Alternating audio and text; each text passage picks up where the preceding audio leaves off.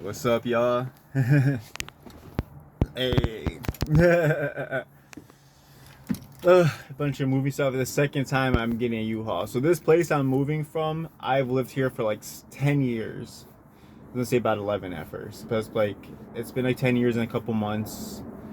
Uh, yeah. Because my dog is 10 years old, and I've got him a couple months after moving in, but he was born a couple months before I moved in. He was born in November, and I moved in on January. So that's kind of also how I know and I remember everything.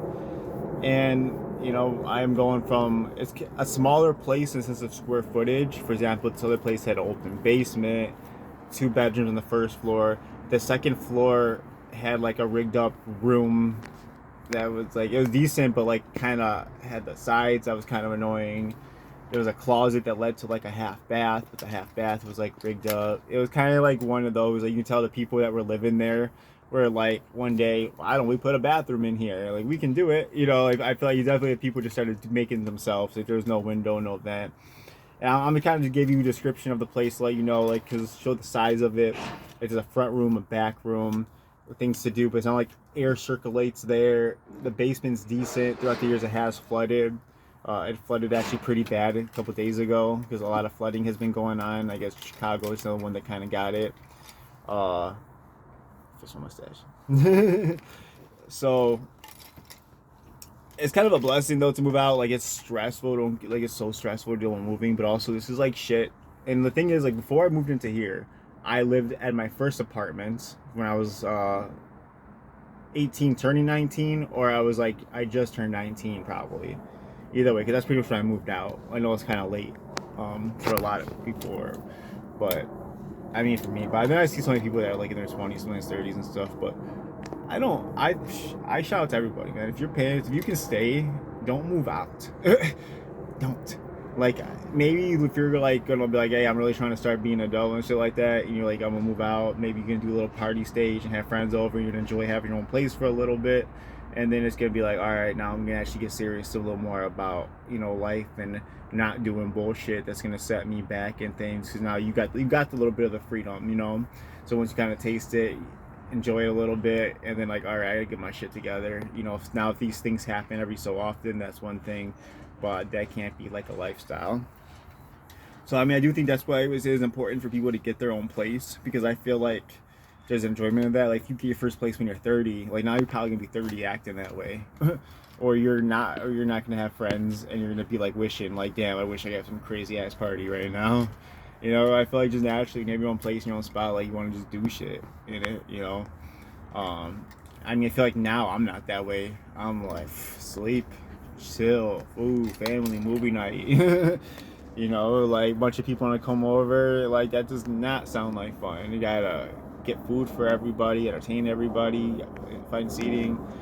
Like shit. When we have a bunch of people at our house now, it's straight up kids.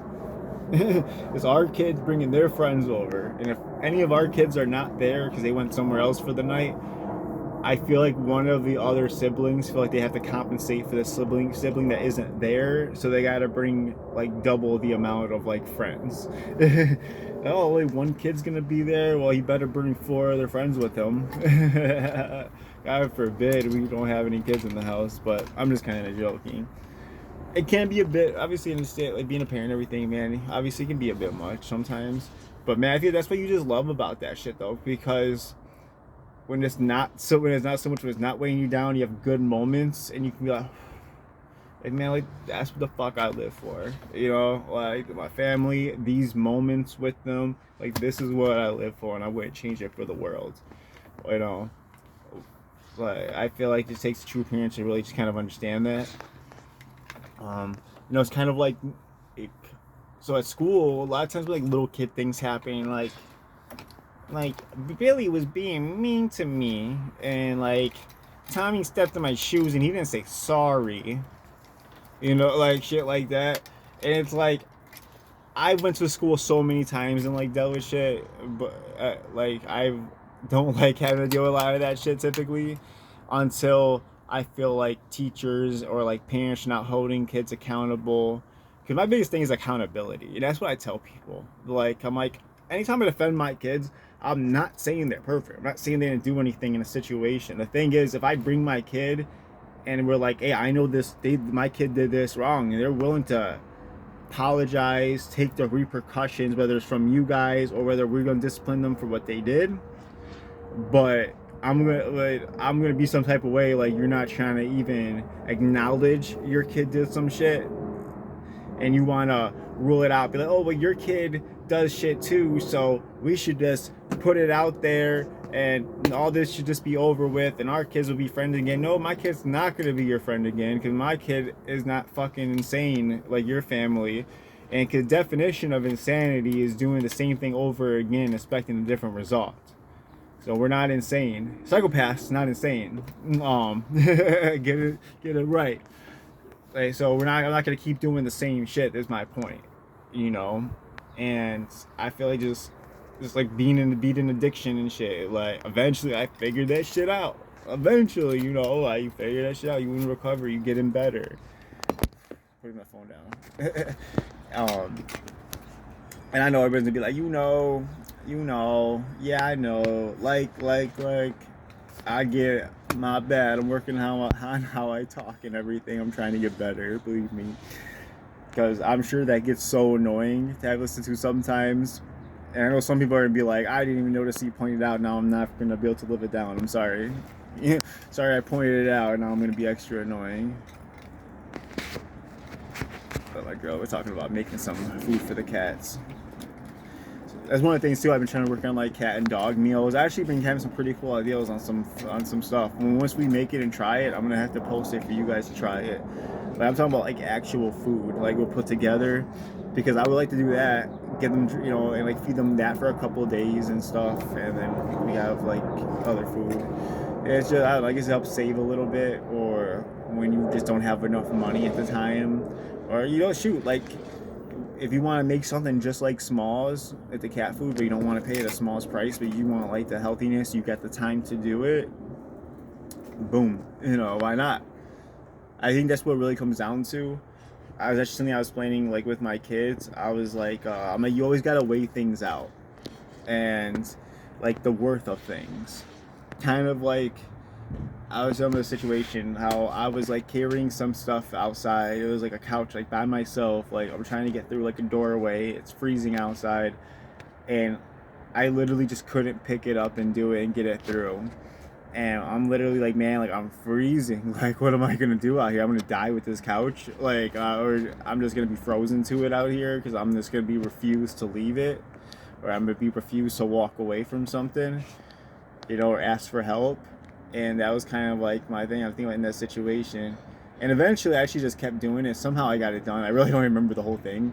But my thing with that is I feel like people are like, oh, if you move this, you got to get it done. And you got to get the couch in and stuff like that. But it's like, well, does it make more sense to just bring the couch back to wherever it came from?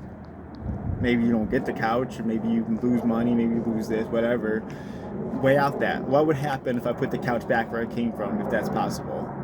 You know, what would it take for me to get this inside of where it has to go?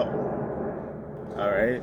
Then the third option, what are the repercussions if I just say right now, fuck it, this is not worth my time and what I'm doing right now. I got better things going on. Worst that could happen is someone's going to take this couch, or someone's going to be mad, or I don't know. Someone might find a couch and like it, they might take it themselves. Like, or you know what, if it stays here longer than tomorrow, I'll come back for it. Like, I'm not saying like ditch your couches and shit, but my point is, like, I try to tell the kids like to think about like different possibilities, like the routes you can go, because sometimes you're thinking like, oh, I have to do it this way or do it that way, but like you really don't always have to do it the exact way that you think. It's not always black and white. Like, bring it back or put it forward and that's it. It's like, well, could just leave it, or what would it take to get one more person to help me, or get completely two people to take care of this for me? And as much as I'd be like, I'm sometimes kind of dumb, I definitely can be like an outside the box kind of thinker.